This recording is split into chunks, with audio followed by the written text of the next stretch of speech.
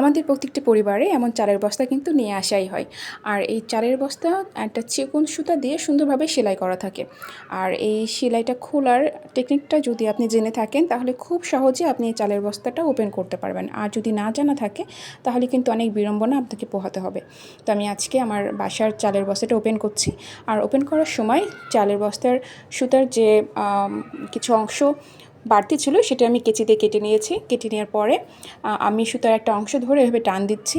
আর দেখেন কত সুন্দরভাবে বস্তা থেকে সেই সুতাটা খুলে যাচ্ছে, সেলাইটা খুলে যাচ্ছে। কিন্তু বস্তার অপর সাইডে যে সেলাইটা আছে বেনি করা, সেটা ধরে টান দিলে কিন্তু কখনোই এইভাবে আপনি ওপেন করতে পারবেন না। সেলাইটা আপনি খুলতে পারবেন না। খুলতে হবে তার অপোজিট সাইডে যে সেলাইটা আছে সেই সেলাইটা বা সেই সুতোটা এভাবে টান দিলে দেখবেন সুন্দরভাবে আপনি চালের বস্তাটা ওপেন করে ফেলছেন। আর এটাই হচ্ছে এর সঠিক নিয়ম।